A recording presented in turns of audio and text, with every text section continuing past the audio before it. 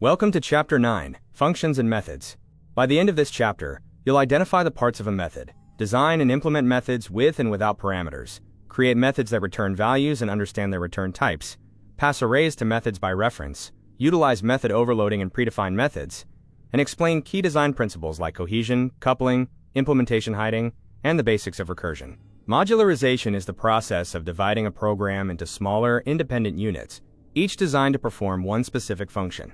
That gives you separation of concerns, where each module addresses one task, reusability across different parts of a program, easier debugging since self-contained modules are simpler to isolate, scalability since modular programs are easier to expand, and better collaboration since teams can work on different modules at once without stepping on each other. Think of a method like a coffee machine. Calling the method is like pressing the button. You're telling it to start working.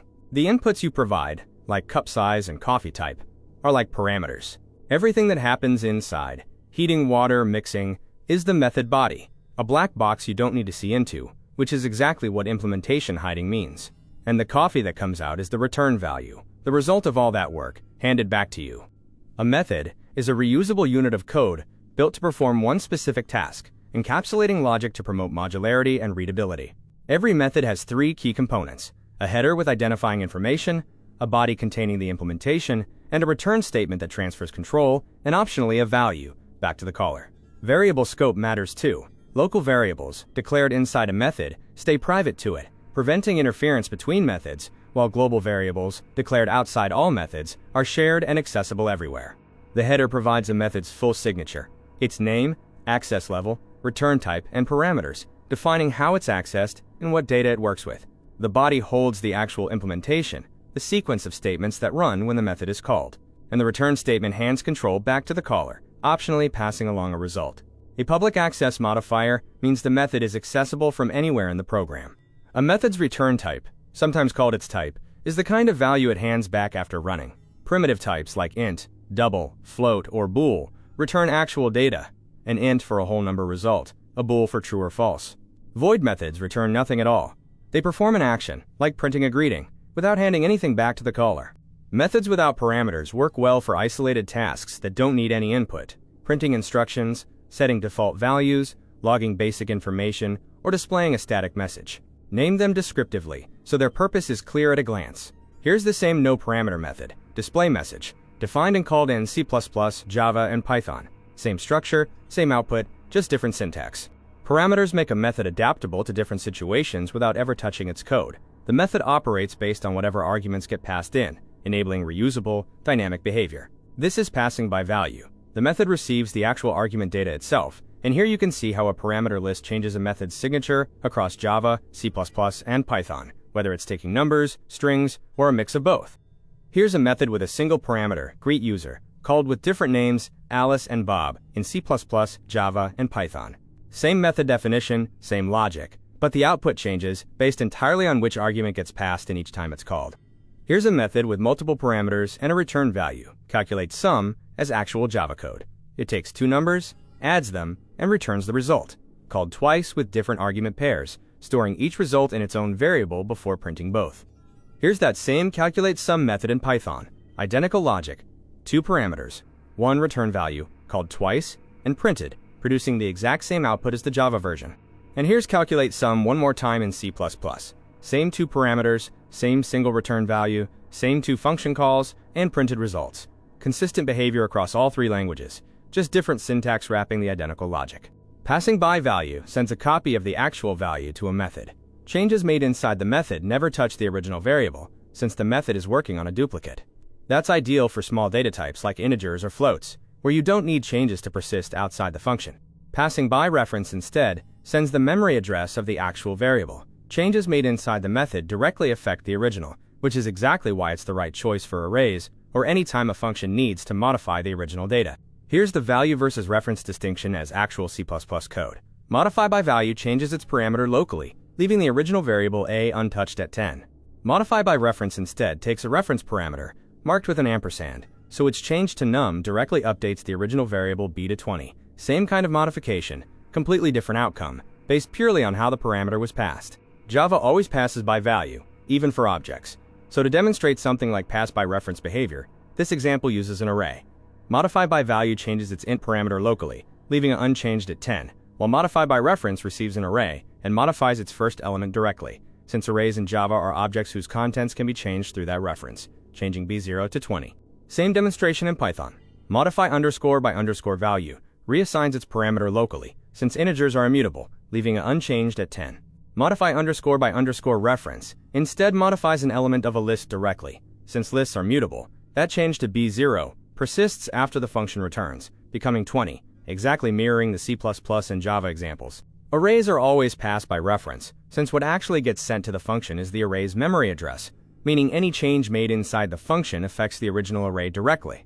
Here's a double values function in Python, C++, and Java that multiplies every element in an array by 2, and in every version, once the function returns, the original array itself has been permanently changed, doubled in place. Method overloading lets you reuse the same method name with different parameter combinations. Take setAlarm. One version takes just an hour, a second adds a minute for more precision, and a third adds a label to personalize the alarm. Same name throughout, but the compiler picks the right version based entirely on which arguments you actually pass in. Overloaded methods need a unique signature, and there are 3 ways to achieve that. Differ in the number of parameters, 1 integer versus 2. Differ in the type of parameters, even with the same count, 2 integers versus a string and an integer. Or, if the types genuinely don't differ, differ in the order of those parameters. What doesn't count? The return type alone. 2 methods with an identical parameter list can't be told apart just because one returns int and the other returns void. That's not a valid overload in most languages. Here's method overloading as actual Java code. 3 versions of setAlarm, one taking just an hour, one adding a minute, and one adding a label on top of that. Calling setAlarm with 1, 2, or 3 arguments automatically routes to the matching version. The output confirms each call resolved to the correct overload. Here's that same 3-way overload in C++. Identical structure. 1 setAlarm taking just an hour, 1 adding a minute, 1 adding a label, and the compiler picks the correct version to run based on how many arguments each call actually provides, producing identical output to the Java version. Python doesn't support native method overloading at all. Defining a function twice with the same name just overwrites the first one entirely. Instead, this simulates overloading using default parameter values. Minute defaults to 0, and label defaults to none, so calling set_alarm with just an hour, or with an hour and minute, or with all 3, all work through this single flexible function definition rather than genuinely separate overloaded methods. 3 principles guide good method design. Implementation hiding encapsulates a method's internal details, so users only need to know what it does, not how, like a coffee machine's button, with no visibility into what's happening inside. Cohesion means a method has one single well-defined purpose. A toaster only toasts bread. It doesn't also brew coffee. And coupling should stay loose, minimizing dependencies between methods, the same way a universal phone charger works across many devices, instead of being tied to just one. Picture a house where the kitchen, bedroom, and bathroom are all crammed into one room. Cooking, sleeping, and bathing, all happening in the same space. That's low cohesion. The room has no single, clear purpose, trying to do everything at once. And it's tight coupling, too. If the bathroom plumbing fails, it disrupts cooking and sleeping right along with it, since everything's tangled together in that same space. Now picture a well-designed house instead. The kitchen cooks, the bedroom sleeps, the bathroom handles hygiene. Each room has one clear job, exactly like a highly cohesive method that focuses on a single task, such as cook meal, handling only food prep.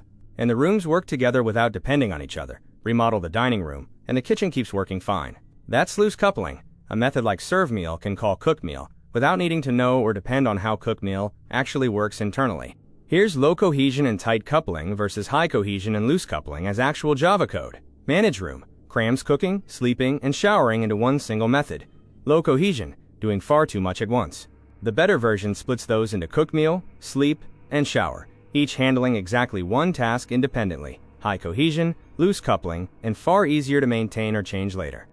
Here's that same cohesion and coupling contrast in C++. Using a student records example. Manage student handles grades, attendance, and notifications all in one function, low cohesion.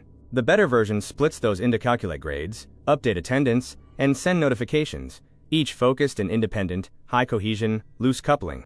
And here's the same contrast in Python.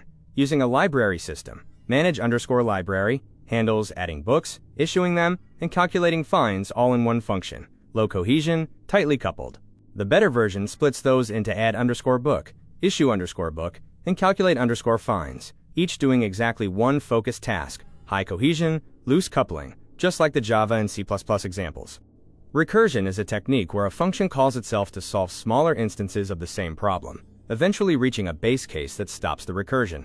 Every recursive function needs two parts: a base case, the condition that stops it from looping forever, and a recursive case, where the function calls itself again with a smaller or simpler input.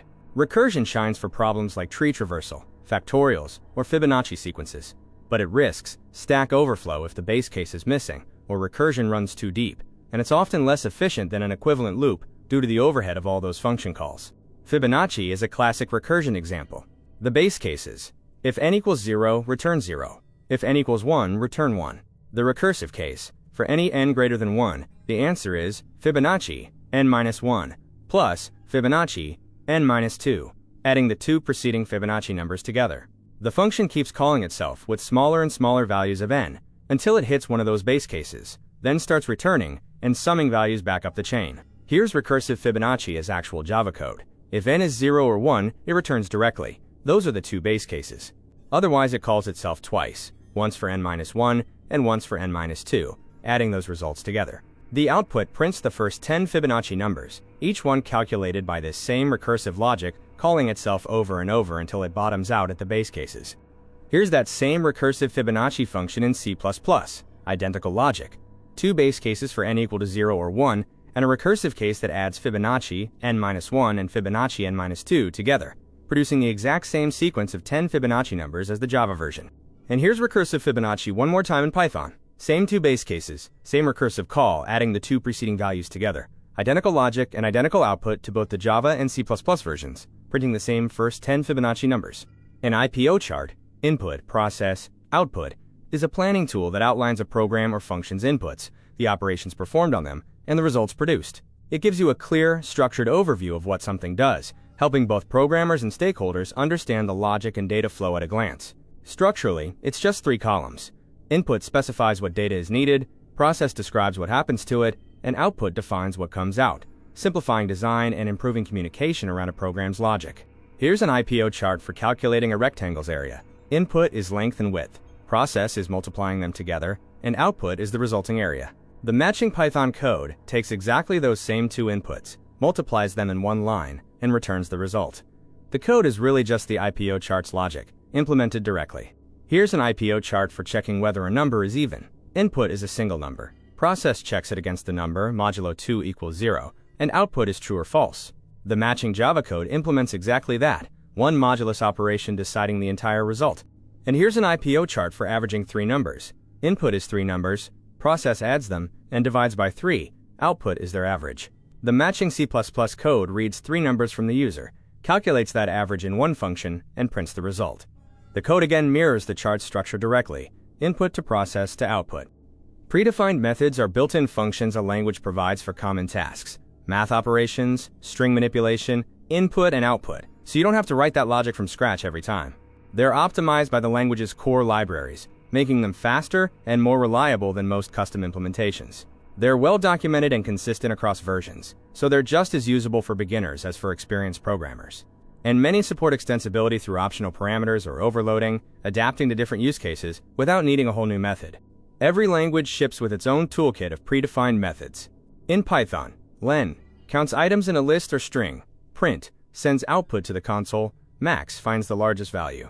In Java, math, sqrt gets a square root, string.toUppercase converts case, arrays.sort sorts an array.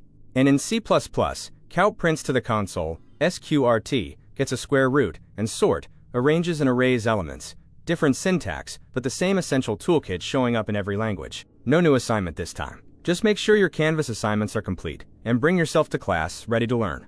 We'll be building directly on methods, parameters, recursion, and everything else covered throughout this chapter.